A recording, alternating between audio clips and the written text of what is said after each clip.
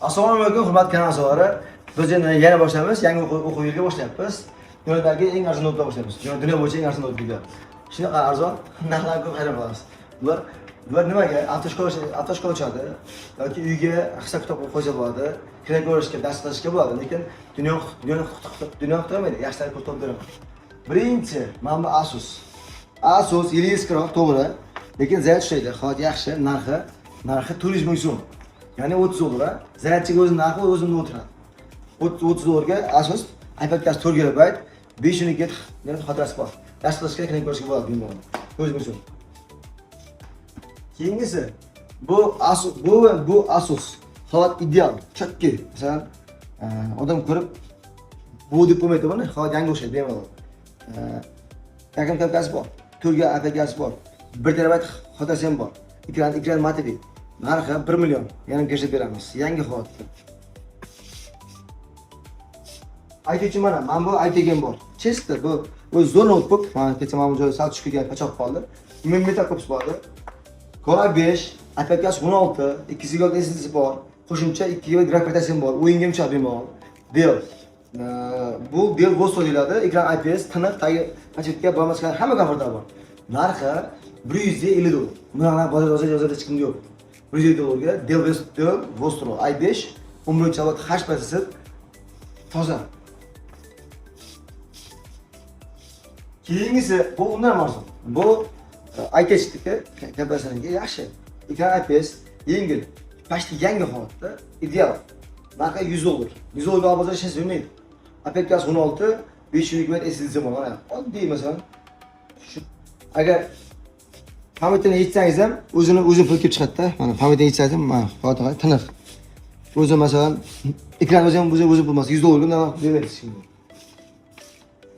Keyingisi HP Ryzen 5 4000 seriya. iPadkasi 16 100%, 2 GB SSD bor. IT ga ham chiqadi, o'qishga ham chiqadi. Bu Ryzen 5 4000 seriya. Mana bu yoqaman iPadkasi 16 va 2 GB SSD bor. Batarya yaxshi ishlaydi. Hech kim olmasa yo'q, narxi 180 dollar. Endi o'ylab ko'ring, hozir vaqtda narxlar ancha ko'tarilgan. Butun dunyoda ko'tarilgan notlar narxlari. 180 dollarga hozir Lenovo Celeron bermaydi, Asus ham bermaydi. Bu HP Ryzen 5. Hozir chotki mana. Mana ko'rsatayım. Mana HP Ryzen 5 Vega, mana iPadkasi mana 16. 16 GB iPadkasi bor, SSD bor, qo'shimcha mana grafik kartasi ham bor. Pulga yarasha juda yaxshi model. Arzon.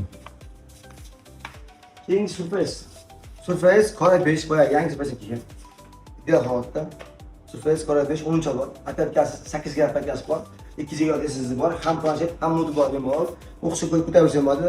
Talabaga ham, o'quvchiga ham zo'r. Ko'tarishga ham yaxshi. Surface. Narxi 230 dollardan beramiz. i5 10 bor, 8 GB iPadkasi bor, 2 GB SSD bor. Ekran sensor bor. Shunday arzon bo'ladi. Keyingisi bu Dell bu Gateway, Acer Gateway Core 7 12 bor. iPadkasi 8 GB bor, 512 MB SSD pamet bor, barmoq skaner bor, qo'lga ekran sensor bo'ladi. Narxi 200 dollar. i7 12-alboda 200 dollarga zo'r narx shunday.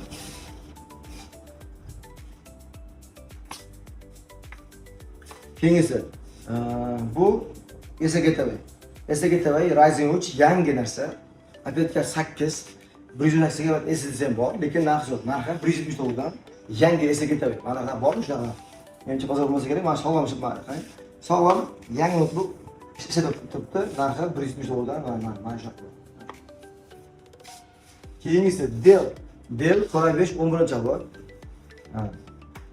iPadkasi 8 GB, 512 GB SSD pamet bor. Dell'niki bu bemalol planshet ham notebook IT game chiqadi bemalol. Narxi 230 dollar. Core 5 11 bor, 8 GB iPadkasi bor, 2 GB SSD bor. Xohlar do'konlarimiz sochib qo'ysin, agar mana shu narxlar qayerdan chiqadi narxlar. Biz endi imkon boricha arzon beramiz va bundan arzon bundan qimmat demaymiz. Mana keyingisi mana Asus bor. Asus AMD Avon prosessor, to'g'ri eski notebook, lekin ichida ishlashi zo'r. 8 GB iPadkasi bor bundan. Qarang, zaryadchi turibdi, 8 GB iPadkasi bor. Qo'shimcha 180 GB SSD ham bor. Narxi kelgan bo'lsa, narxi 9000 1 million olib chiqadi, lekin ishlashi zo'r. Bitta ishlayapti. Qarang, 9000 1 millionga hozir ishlashni bermaydi hozir vaqtda. Mana, bitta ishlaydi. Battariya mana. Keyingi notebookimiz bu ham shunday arzon.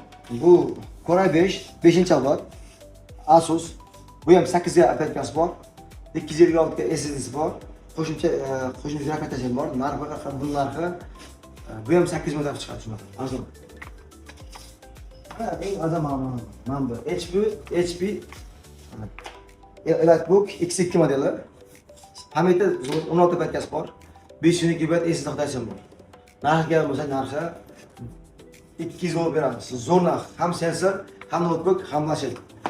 Endi 200 dollar bo'ladi, hozir vaqtda hech bermaydi yangi.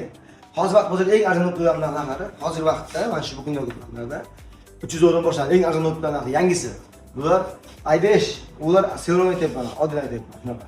Kimga agar notebooklar narxlari qiziq bo'lsa, mana shu biz YouTube kanalimizga a'zo qo'ying. YouTube kanalimizdan bundan tashqari pastda alohida Telegram kanalimiz bor. Telegram kanal a'zo bo'lsangiz, Telegram kanal ichida bitta hammasini buni rasmi, buni rasmi alohida berilgan, kamchiliklari, batariya foizlari hammasi berilgan. Xo'sh, kanalimizga a'zo qo'ying, Telegram kanalimizga va YouTube kanalimizga. Butun o'zim bilan bitgan xizmat ham bor, bo'lib va natija xizmati ham bor. Keling, ko'ring, mazza qilishing.